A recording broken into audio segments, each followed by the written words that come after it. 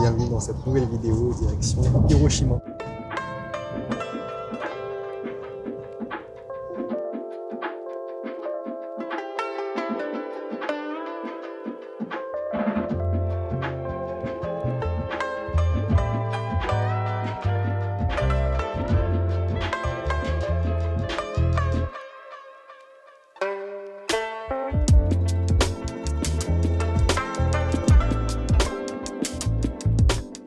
Bon les gars, on est arrivé au logement, franchement très mignon, très sympa. Moi je vous dis à tout de suite au dôme de Genbaku.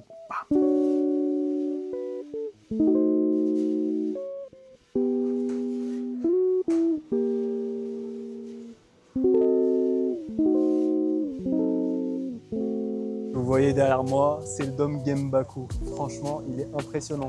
Dites-vous, là, c'est l'un des seuls bâtiments qui a survécu à l'explosion de la bombe nucléaire. Donc vous imaginez que toute la ville a été rasée. Maintenant, il fait partie du parc du Mémorial de la Paix. Et pour la petite anecdote, il y a une flamme de la paix qui est allumée depuis 1964. Et cette flamme-là, elle ne s'éteindra pas tant que des armes nucléaires existeront dans le monde. En tout cas, je vous conseille vraiment de venir ici. C'est un lieu chargé d'histoire, comme on dit. En vrai, je voulais vraiment commencer cet épisode par là. Je trouve que c'est super intéressant. Et aujourd'hui, Hiroshima, c'est devenu une ville dynamique et tournée vers l'avenir. Et c'est ce que je vais vous montrer dans cet épisode.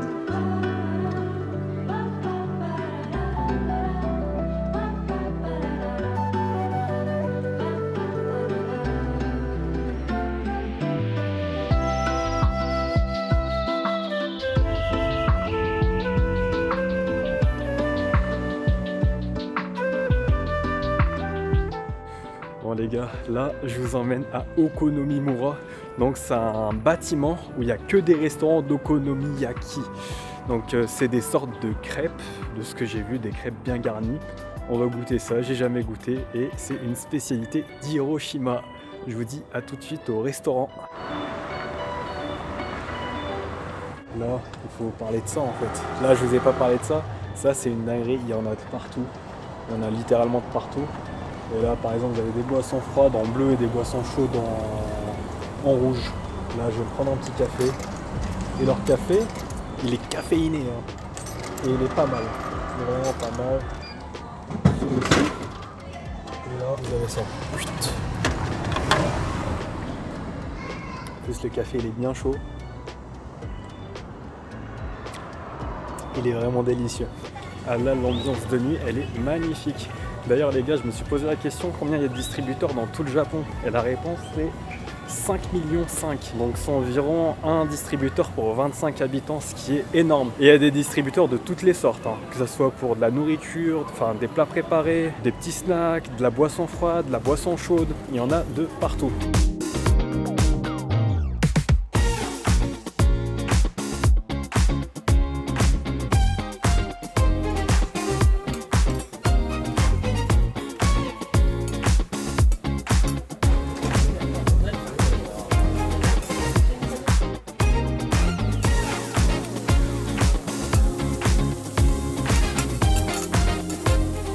C'était super bon, même si ça paraît très gros, c'est assez léger, il y a pas mal de salades, il y a des pousses de soja, il y a quelques crevettes, enfin à l'intérieur vous mettez vraiment ce que vous voulez. D'ailleurs, petite astuce, quand il y a beaucoup de restaurants comme ça, vous vous demandez toujours lequel choisir, lequel est le meilleur. Moi ce que je regarde c'est est-ce qu'il y a beaucoup de locaux ou beaucoup d'étrangers. En général, c'est plutôt une valeur sûre. Je vais vous laisser sur les plans de nuit de Hiroshima. Je la trouve magnifique cette ville de nuit. Demain, je pense que ça va être une journée plutôt tranquille pour moi. Je vais visiter des musées, je vais me balader. Et je vous dis à après-demain, partir en expédition à Miyajima.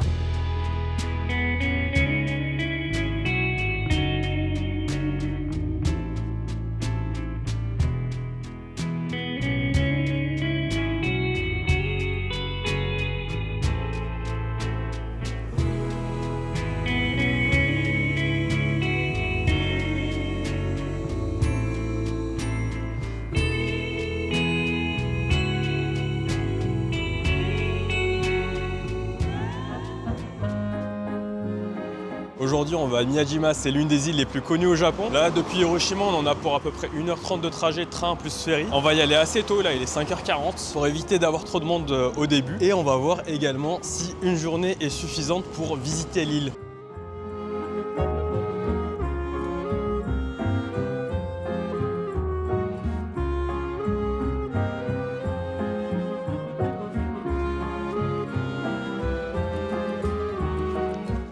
ça les gars, c'est magnifique. D'ailleurs, il faut savoir que ça, dans la religion shintoïste, ça représente une porte entre le monde réel et le monde spirituel. Là, il y en a un magnifique temple derrière moi et on va aller le visiter de suite.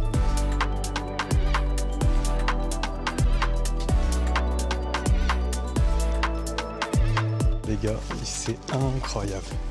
En tout cas, je vous conseille de venir toujours assez tôt, quel que soit le pays ou quoi, dans les lieux un peu touristiques. Là, j'ai le lieu quasiment pour moi tout seul, donc c'est incroyable. Je vais vous montrer la vue de face. Vous allez être abasourdis. Regardez-moi ça. C'est pas incroyable? Et en plus, là, je vois au loin des petits bambis, des petites biches. On va aller photographier et filmer tout ça. D'ailleurs, pour la petite info, il faut savoir que ce torii, qui est derrière moi, c'est le 8e qui a été construit. Il a été construit en 1875. Et le tout premier, il a été construit dans les années 1100. Et il a été construit sans clous, sans rien du tout. Il repose uniquement sur son propre poids. Donc la technique, elle est intéressante.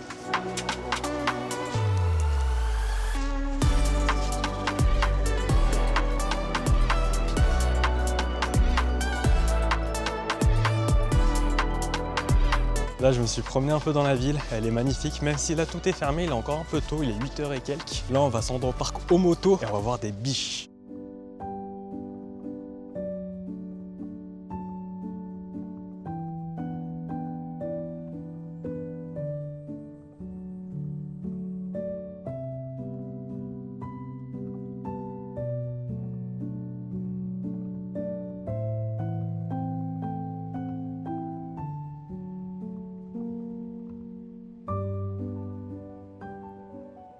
Là, je vais partir au Mont Mycène. Donc vous avez deux choix, soit vous partez à pied, soit en téléphérique. Nous, c'est les Alpes, ça va y aller à pied.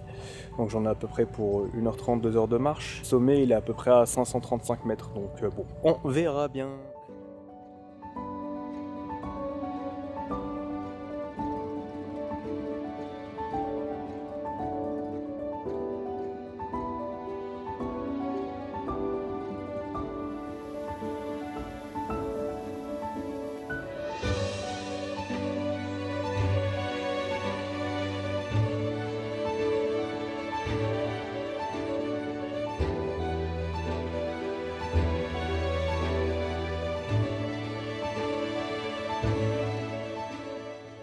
Bon les gars, on est arrivé au sommet. Là, comme vous pouvez voir, la vue elle est magnifique. Là j'ai changé d'objectif et je vais vous montrer tout ça de plus près.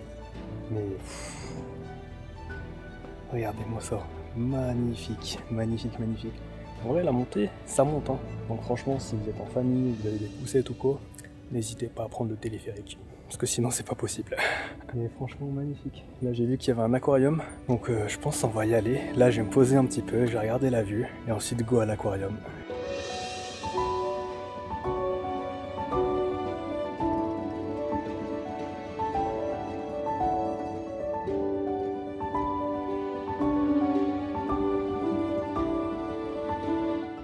Je me suis posé un peu pour profiter de la vue. Donc par rapport à l'aquarium, il y a une habitante de l'île qui m'a dit Soso. Donc Soso, qu'est-ce que ça veut dire? Et bien on va voir ça tout de suite, on va voir si c'est vraiment claqué au sol ou pas. De toute façon, on se retrouve directement à l'aquarium. Là sur le chemin du retour, je suis tombé sur ce temple. Il a l'air incroyable. Par contre, je sais pas du tout à quoi il correspond. On va aller explorer tout ça.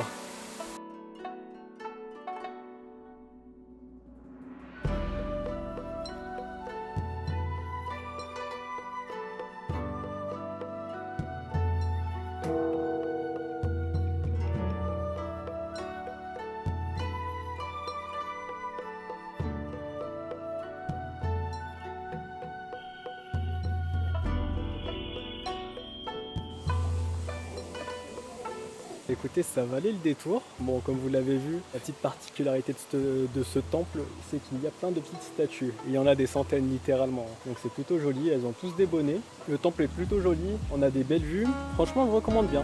C'est bien sympathique. Cette fois-ci, on va vraiment à l'aquarium.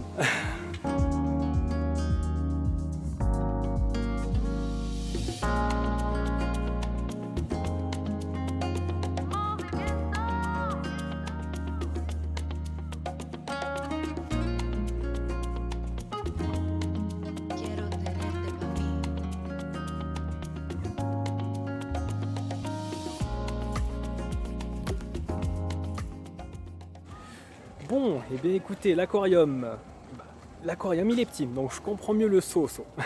Donc c'est essentiellement des poissons et des mammifères de la région, donc ça c'est plutôt bon à savoir. Il y a également le fait que les enclos, enfin les aquariums sont assez petits pour les gros mammifères, ça c'est dommage. Après globalement je vous conseille si vous êtes là, l'entrée elle est à 1400 yens, donc ça a un peu moins de 10 €, donc clairement je vous le conseille. Concernant l'île de Miyajima, l'île elle est sympa, vraiment sympa, franchement en une journée ça se fait largement. Après en soi, tout dépend. Est-ce que vous aimez visiter les temples? Est-ce que vous aimez y passer du temps? Dans ce cas-là, peut-être prendre 2 jours pour bien prendre son temps. Mais sinon, si vous êtes comme moi, donc sans d'attache particulière à ça, une journée c'est parfait. Et je vous conseille vraiment de venir tôt. Parce que là, je suis repassé en ville, il y a un monde de fous furieux. Alors que ce matin, j'avais l'île pour moi tout seul quasiment. Ce matin, je suis arrivé vers les coups de 7 heures. Donc c'est à savoir, c'est à savoir. Moi, j'espère que cet épisode vous a plu et je vous dis au prochain épisode à Osaka.